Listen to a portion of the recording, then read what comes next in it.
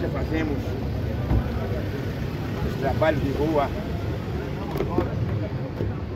e temos essa responsabilidade de pregarmos a palavra de Deus, gostaríamos de saudar a todos os irmãos pregadores de rua do Recife, do estado de Pernambuco, do Brasil e de todos os países, com a graça e a paz do Senhor.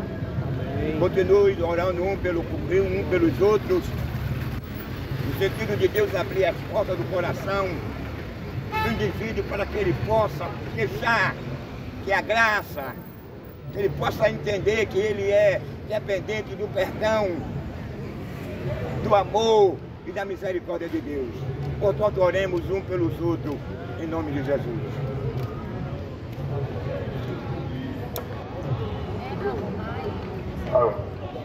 Domingo, estamos aqui na sua tarde.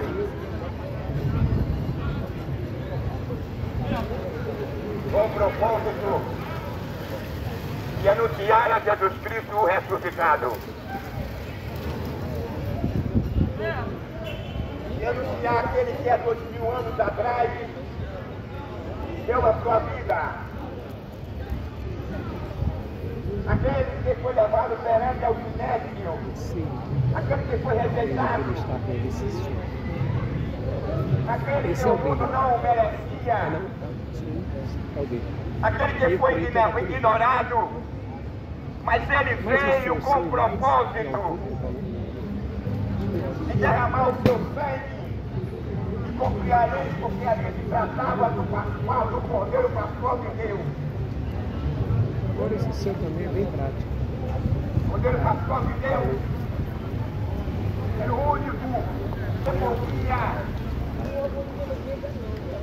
purificar o pecado da humanidade. Israel, anualmente, fazia uma festividade de apresentar um cordeiro imaculado.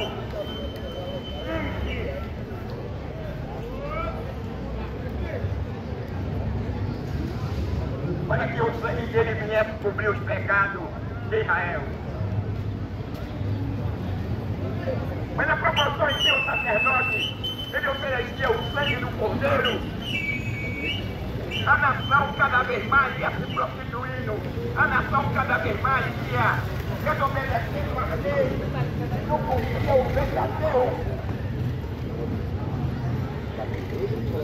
Mas acredito, não é eu acreditar, porque na onisciência de Deus, lá no jardim do Éden, quando o homem pecara, Deus já havia prometido ao homem que da mulher nasceria e assumiria, e receberia a cidadania, e daria a sua vida de toda a humanidade. A Bíblia diz, no livro inteiro, que Deus criou todas as coisas. E no sexto dia Deus cria agora o homem para desfrutar da sua criação. Deus poderia perfeitamente ter colocado o anjo, os anjos. Isso não é, isso não era o propósito de Deus. Essa não era a vontade de Deus. A vontade de Deus, o projeto de Deus era o homem. Era o homem porque o homem era a semelhança de Deus. E diga, dentro do seu projeto, Deus já sabia de tudo. Da sua onisciência, Deus sabia, Deus já via a cara do homem. Deus já via em que o homem se transformaria. Mas Deus agora, com antemão, já havia preparado Jesus Cristo para resolver a queda, a separação, a desobediência.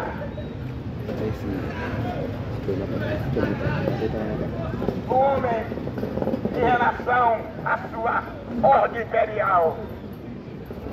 Quando Deus cria o homem, Deus coloca agora o homem no jardim do Éden, Deus graças ao homem. E ele está de aprendendo e comendo fruto do conhecimento do bem e do mal. Aí o homem agora começou a se relacionar com os animais. O homem agora começou a se relacionar com Deus, porque no seu estado de inocência, no seu estado de pureza, de faculdade esse direito, essa oportunidade de Deus tem o maior prazer no elemento humano. Deus tem o maior prazer. A nossa dirigente, irmã Maria, está passando por aqui. Deus tem o maior prazer em descer do seu trono e dialogar e conversar com o homem. O homem gostava desse privilégio. O homem se sentia bem em conversar com Deus, e Deus tinha a maior alegria em conversar com o homem, porque Deus estava conversando com uma criatura no pó da terra. Agora você está pensando, é que Deus não produto é evolutivo. Deus tirou o homem do pó da terra, porque na sua onisciência Deus já sabia a queda, Deus já sabia a condição que o homem chegaria após o pecado.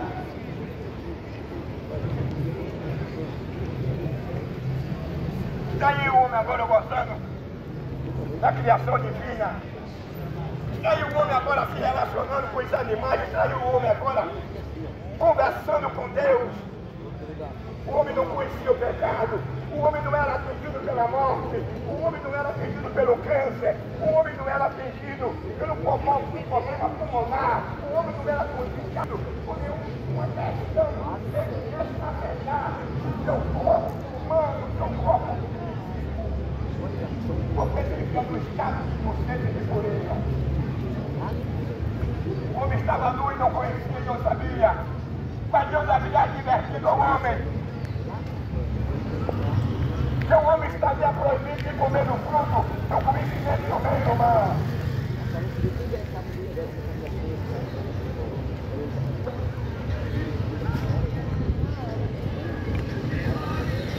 Mas é a palavra de Deus, meu amigo.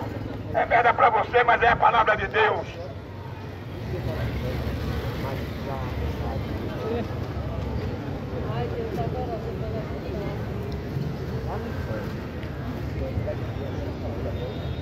Meu amigo,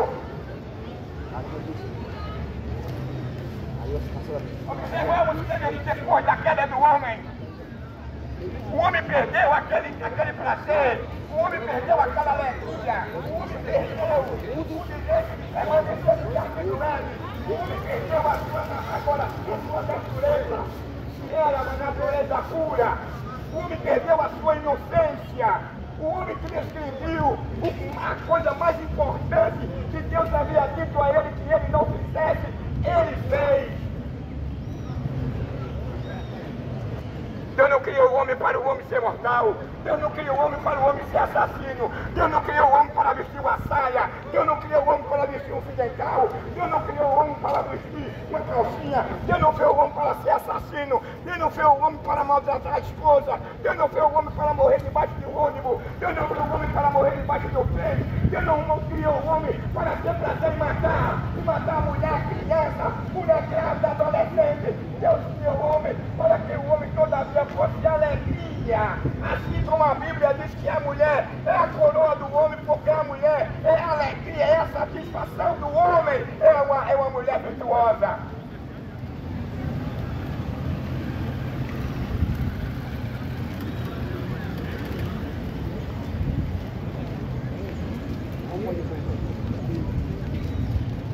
Recado, meu amigo. Ele não só separou o homem da comunhão de Deus. O pecado ele não fez com que só o homem perdeu o habitat que Deus havia colocado a ele. O homem perdeu a semelhança de Deus. A semelhança de Deus era a roupagem de Deus. E essa roupagem se refere à dignidade, ao caráter, à decência.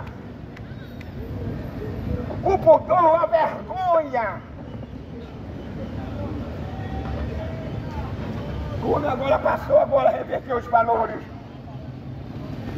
O homem deixou de ser puro. O homem deixou de ser temente a Deus. O homem deixou de adorar a Deus. O homem deixou agora de amar as coisas deste mundo. Que coisa deste mundo é esse? Que a Bíblia tanto fala, quem ama este mundo, o amor de Deus não está nele. Sabe o que as coisas deste mundo são? É o adultério, é a prostituição, é a imoralidade.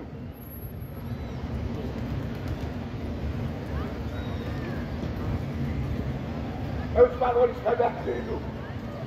É o sexo anal e oral. O homem tem prazer hoje de desonrar o seu Criador. O homem tem prazer hoje de respeitar a lei moral e natural de Deus. Certa vez Jesus chegando na sua própria nação, ele disse: sabe por que eu sou rejeitado?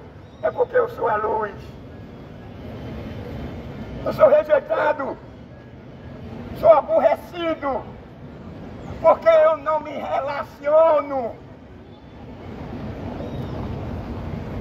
com a depravação, com a imoralidade, com o aborto, com essa pornografia, com essa falta de pudor, com essa falta de vergonha, com essa depravação, com a apologia ao crime, com a apologia ao aborto, com a apologia ao tráfico de órgão, com a apologia ao tráfico humano, com a apologia ao tráfico de droga, porque o maior índice de homicídio tem vindo por meio do tráfico de drogas.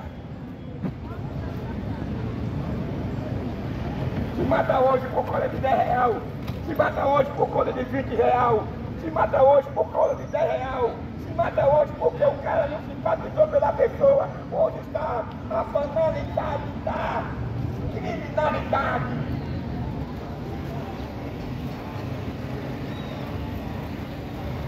A Bíblia diz que o salário do pecado é morte. O salário do pecado é morte. Que você é essa, irmão?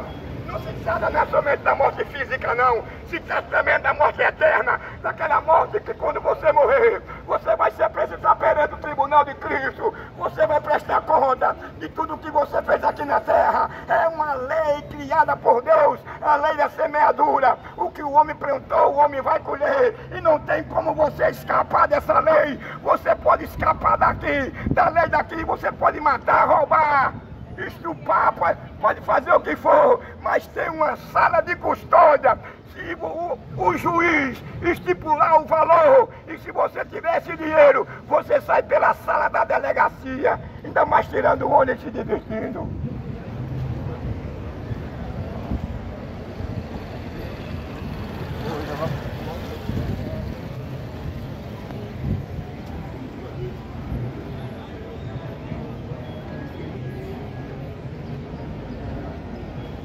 Às vezes o homem tem raiva, às vezes a pessoa fica com raiva por causa dessa palavra, mas essa palavra que transforma, essa palavra que liberta, essa palavra que vem conscientizar o ser humano, a humanidade da verdade.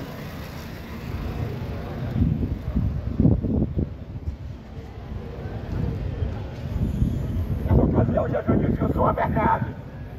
É a verdade que liberta, é a verdade que transforma, é a verdade que pega aquele homem que está desprezado, desonrado, sem nenhum conceito, perdeu o emprego, perdeu a família, perdeu os filhos, por conta da droga, por conta do alcoolismo. Ele se encontra agora nessa igreja, aí ele tem um encontro com Jesus, e por meio de Jesus Cristo, ele consegue agora restaurar o seu casamento, ele passa a ter confiança da sua esposa e dos seus filhos, porque Jesus Cristo transformou ele, porque Jesus Cristo perdoou ele, porque Jesus Cristo libertou ele, porque Jesus Cristo morreu para que ele tivesse vida. O único que pode transformar a ação humana e o pecador é Jesus Cristo.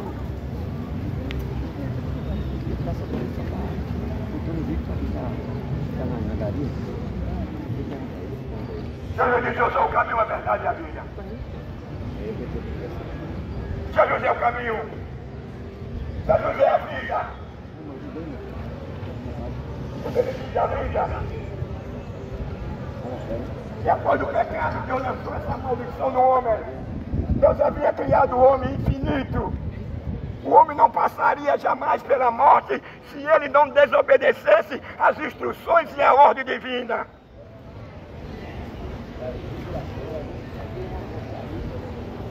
Para que todavia ele permanecesse no jardim do Éden, para que todavia ele pudesse preservar aquela comunhão, para que ele todavia preservasse aquela alegria que Deus tinha com ele, aquele amor de Deus descer lá do céu, trair do seu trono para conversar com o homem. O único motivo era a sua obediência. O homem agora perdeu essa obediência.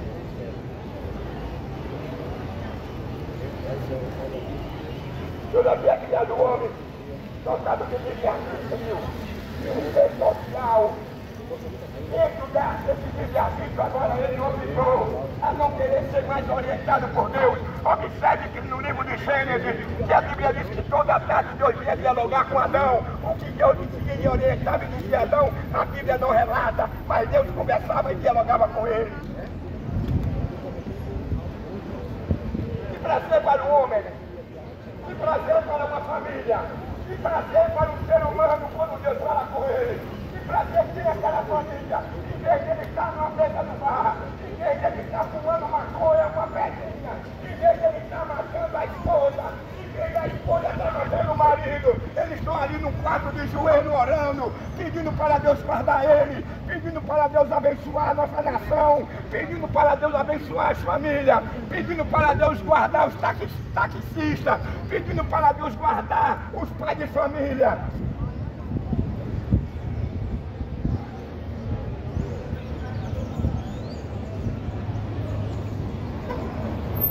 Mas infelizmente, a natureza humana, após o pecado, uma opção de Adão com a escolha de Adão, a escolha de Adão que fez a diferença, a escolha de Adão foi que mudou a trajetória da humanidade. A Bíblia diz que pelo homem entrou o pecado, e o pecado também passou a todos, por isso que todos morreram, ou por isso que todos pecaram. Deus criou o homem, não foi para o homem morrer. Deus criou o homem para que o homem vivesse eternamente. Mas o diabo roubou esse direito do homem. Mas Jesus Cristo, ele vive constituiu, ele venceu o diabo. Foi um guerreiro mais sábio do que o diabo. Ele cumpriu a lei que o homem não podia cumprir. Para que novamente ele restituísse ao mundo, ao ser humano, à humanidade, o direito de viver eternamente. Nós aqui estamos sobre a maldição que é a morte. Há dois tipos de morte. Há a morte física e há a morte eterna. Jesus foi constituído para restaurar a morte física. Jesus foi constituído para restaurar a morte, aquela que o homem está confinado, a morte eterna. Por isso que a Bíblia diz que ele é o mediador. Paulo fala no mistério da reconciliação. Só quem pode reconciliar o homem com Deus. Só quem pode transformar o ser humano. Só quem pode absolver o homem da condenação e da morte eterna é Jesus Cristo. É o Cordeiro Pascual.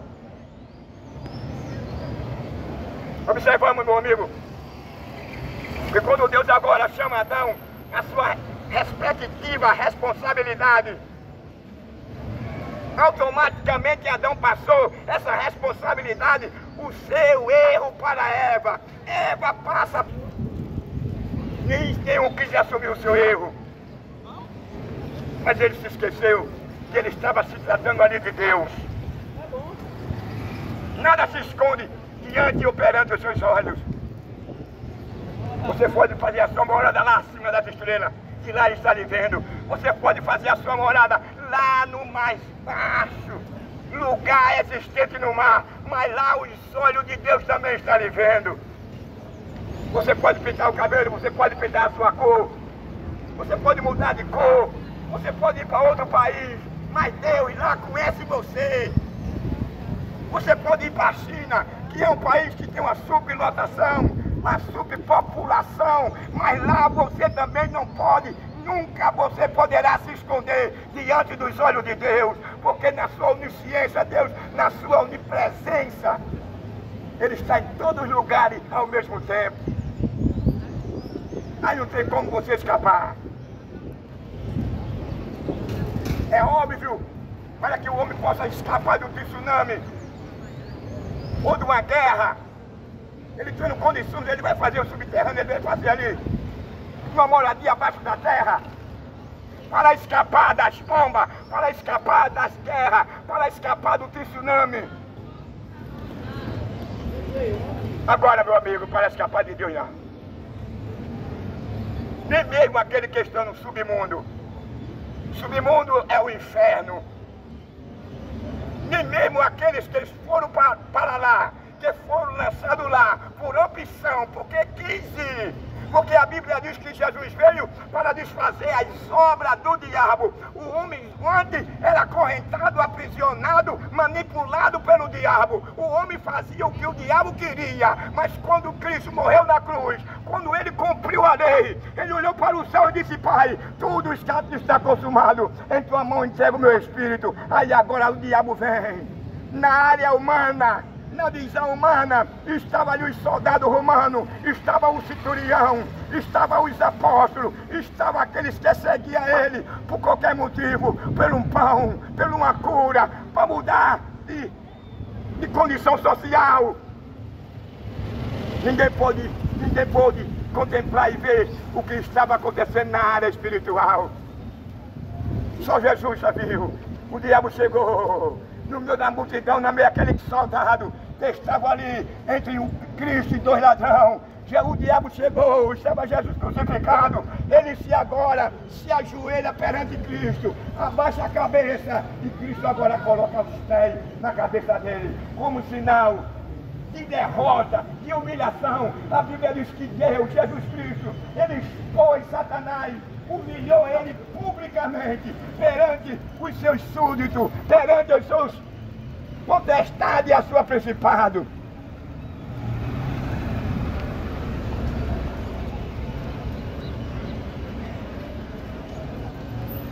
Eu